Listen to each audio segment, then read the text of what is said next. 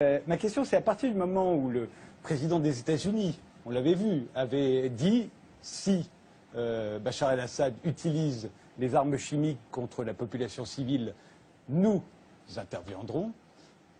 À partir de ce moment-là, le monde attend des représailles. Michel Colomb, comment vous le réglez, vous, ce dilemme? Mais écoutez, quand je viens d'entendre monsieur affirmer avec certitude qu'on avait toutes les preuves pour les armes chimiques parce que les services secrets des États-Unis, de la Grande-Bretagne et de la France nous le disaient, les mêmes qui disaient la même chose sur l'Irak, et on sait que c'était un mensonge. Je pense que, bon, moi qui suis les guerres et la propagande de guerre et la désinformation depuis 20 ans, tout ce que je viens d'entendre, là, ça en fait partie. Et je voudrais rappeler cette phrase du Premier ministre britannique Lloyd George. En 1914, il disait « Si les gens savaient à propos de la guerre, elle serait arrêtée tout de suite, mais les gens ne savent pas et ne peuvent pas savoir. » Et cette 20 années d'études sur les guerres et tous les prétextes de ce genre et tous les mythes qui ont été fabriqués comme ça m'ont amené à penser qu'il est très important que les gens qui nous regardent et qui nous écoutent réfléchissent que dans chaque guerre, on applique ce que j'ai intitulé les principes de la propagande de guerre.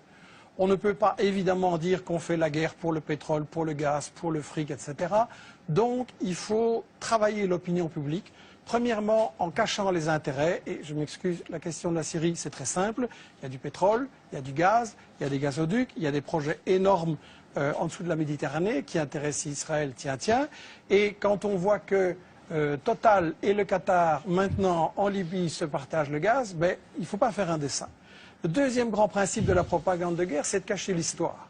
Et la France se pose en donneuse de... Enfin, la France d'en haut se pose en donneuse de leçons. Il ne faudrait quand même pas oublier que le colonialisme français a bombardé les Syriens en 1945 pour les empêcher d'acquérir leur indépendance, a pratiqué et organisé la division de la Syrie, notamment sur des bases religieuses, et puis que toute l'histoire de la Syrie, depuis qu'elle a résisté à Israël, ça a été le travail des États-Unis et d'Israël pour affaiblir et briser la Syrie.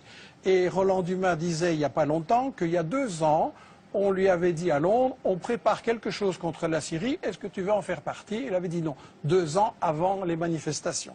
Le troisième grand principe de la propagande de guerre, c'est qu'il faut absolument, quand on a décidé d'attaquer pour le pétrole, le gaz ou le fric, il faut absolument diaboliser l'adversaire.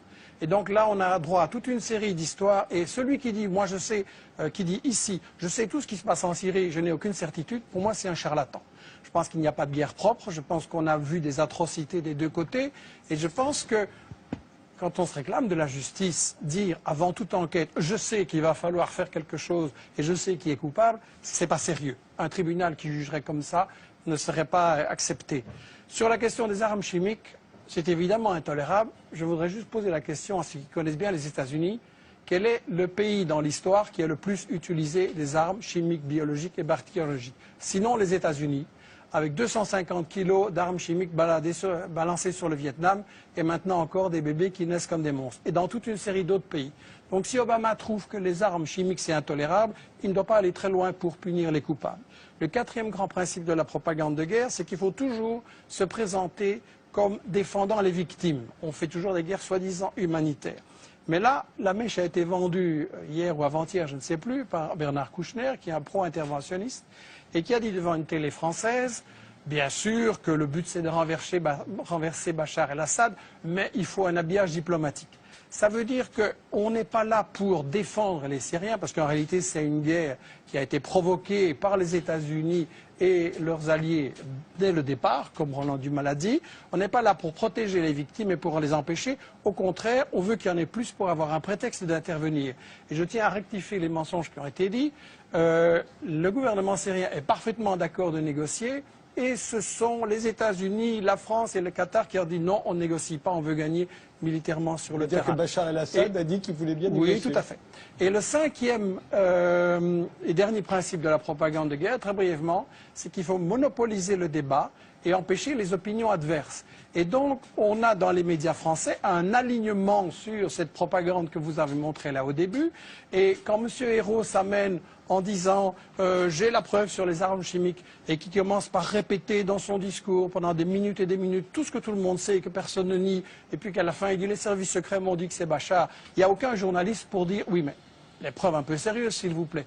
Et donc quand on voit des gens comme Fabius, comme Bernard-Henri Lévy, comme Hérault ou BHL, qui viennent avoir le courage de bombarder, mais pas le courage de débattre devant des gens qui connaissent le dossier et qui ont les arguments contraires, il faut quand même beaucoup se poser la question.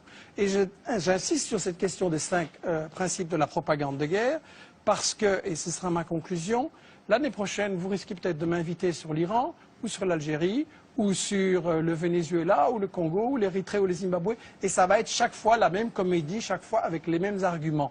Il n'y a pas de guerre vraiment humanitaire, il y a toujours des intérêts pour le fric, il y a toujours des intérêts pour les matières premières, et il est temps quand même qu'on se dise, si on veut une humanité solidaire et mettre fin aux guerres, il faut voir qui provoque ces guerres.